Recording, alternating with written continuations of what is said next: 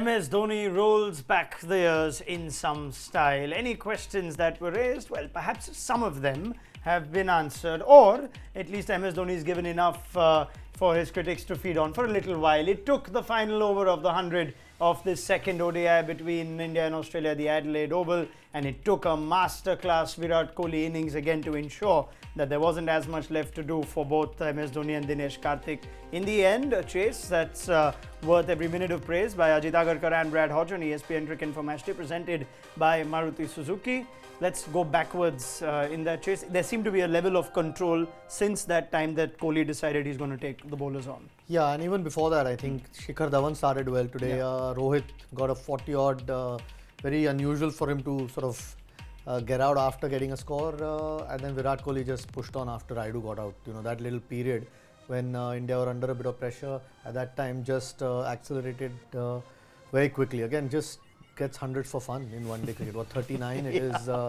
It can't be that easy, or shouldn't be that easy in international cricket. But he makes it look very easy. And then MS Dhoni and Dinesh Karthik just making sure there's no sort of hiccup towards, because there wasn't enough batting after that. Yes, Jadeja was there, but they needed to finish it off, and both did it quite calmly. I did say at the top of the show, normally when we raise questions, as we did in the pre-match show, Hodgie, on one player, he ends up playing a near man of the match performance. It was lovely to see MS Dhoni see the job through. It's something that critics of his, and I've been one of them, to fairly admit that he's not quite had it in him to finish it.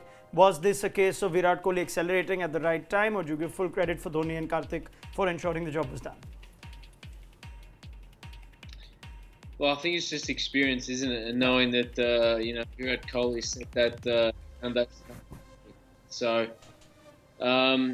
it's great to see MS Dhoni finish it off and do it in style the way he did, because that'll just give a lot of people a peace of mind to know that the legend still exists and he'll get it done come the important time in the World Cup. Yeah, 55 or 54 for Dhoni, a partnership which eventually with Dinesh Karthik sees India home to level the series. But let's go back to when India needed 55 of 36 and in the 45th over, Nathan Lyon was given the ball. It proved to be a bit of a release over for Dhoni, 11 coming off that.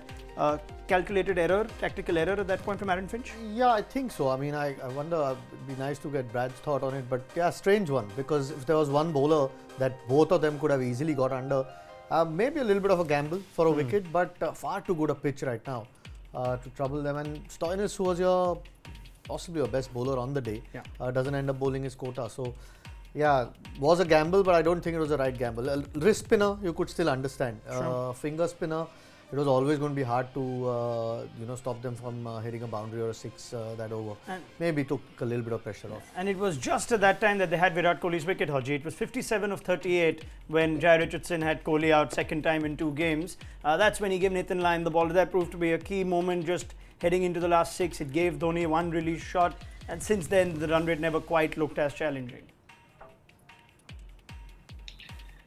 No, and Nathan Lyon didn't trouble MSD nor Rohit Sharma in the last game in Sydney, so it was unlikely that, given the fact that he, created a nice platform for his innings, that he was going to trouble him then, and he certainly did the job.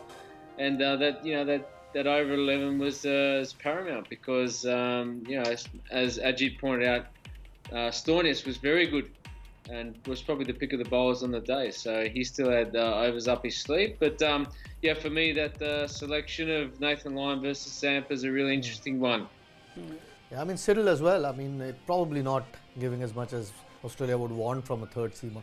Even towards the end, I mean, Karthik and MS Dhoni was so comfortable. Seemed easy. Just pushing twos, experience and calmness he's always had, Dhoni. But just the bowling at that stage, apart from Richardson, really looked quite comfortable, I think. Was there a lack of experience showing on part of the Aussie bowlers? I'm we sure praised last game, but this was a different A situation. good pitch as well, really good pitch. I mean, we thought Australia, shouldn't forget the last couple of overs by the Indian bowlers, Shami and Bhuvneshwar Kumar gave 2 and 3 or 2 and 1.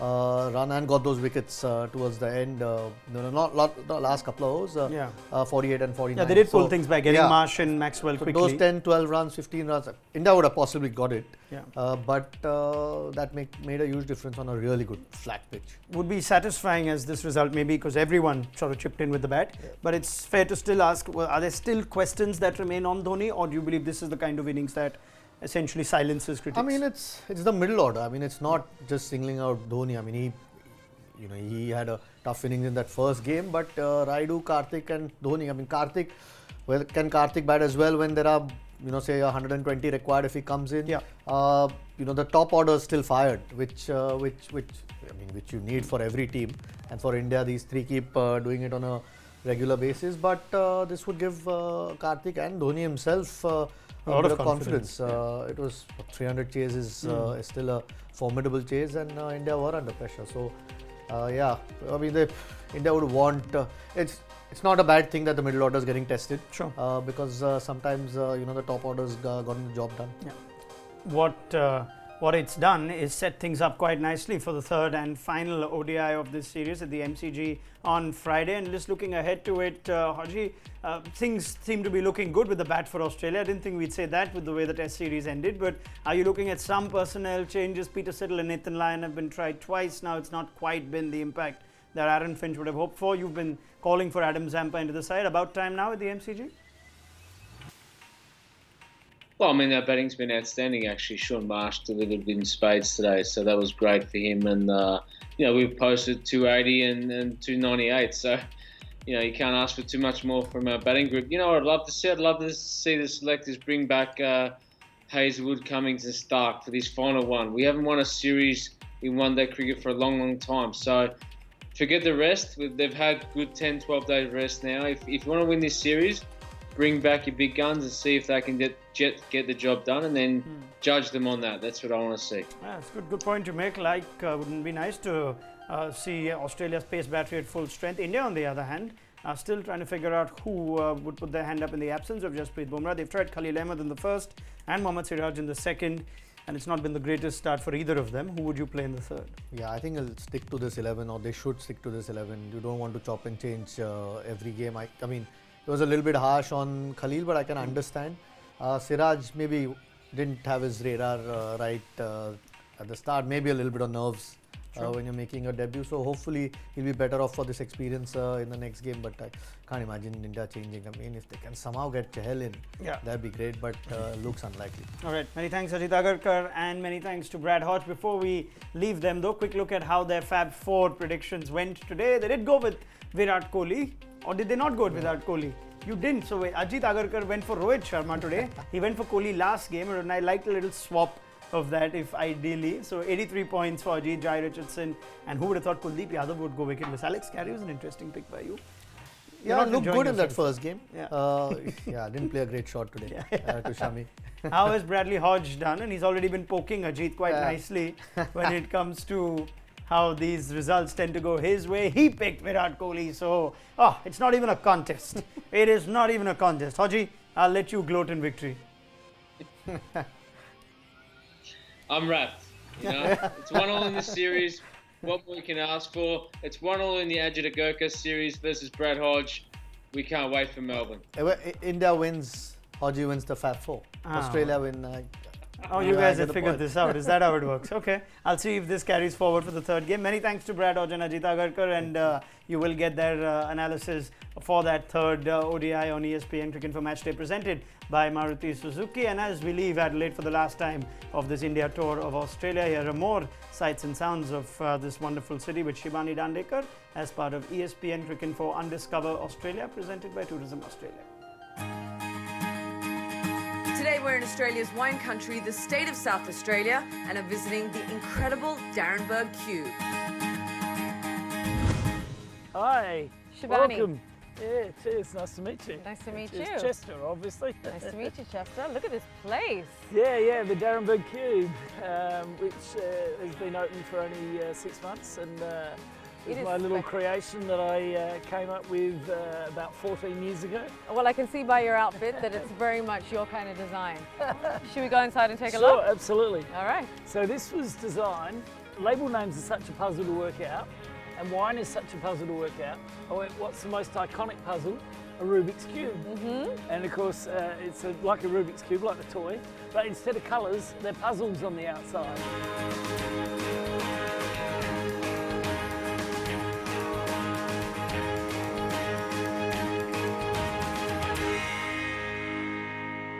And this is the world's first fully automated natural winemaker. So natural winemaking is where you don't add anything at all. So you just put the grapes in, and that's what happens in this one. So we put the grapes in there, we turn it on, and we walk away. We don't touch it. And a month later, it presses and into the container, and the wine's made, basically. And we call this one obliviscence reverie, because you can be oblivious as to what's going on. And so obliviscence and reverie, because reverie is like a daydream. And so there's a daydream that we can make it fermented. So there's basically, these are just wine aromas in here. Blow the horns. If you blow that, and you can smell it's wood, I think. Coconutty smell. Yeah, it is, might even be coconut. It's a wood of some form anyway. And that one has is it cloves? I can't see. Yeah, it's definitely a spice. Apple, yeah, you know, it's a green apple. Oh, it smells like candy. Any of them. You know what And it reminds me of? go on.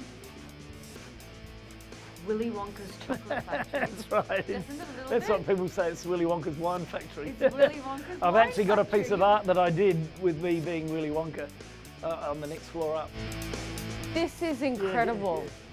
So this particular piece of art actually represents Willy Wonka, who Chester kind of resembles with his crazy wine factory, and it's made out of little labels of their wine, and it's pieced together.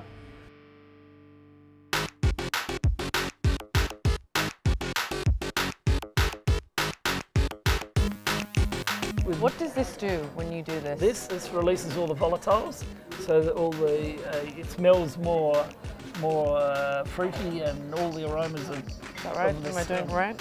Yeah, you're doing pretty well. Honestly, this has been incredible because I think this is one of the most unique, quirkiest places. When you think vineyard, you don't generally think something that's like a museum and an art gallery and like a wine factory all in one. So thank you so Cheers. much, Oh, thank you. Chester. It's a pleasure to meet you. This is a must-see. If you're ever in Adelaide, you've got to come here. What a building and what a dude. I'm off to Melbourne now for the last match of the tour.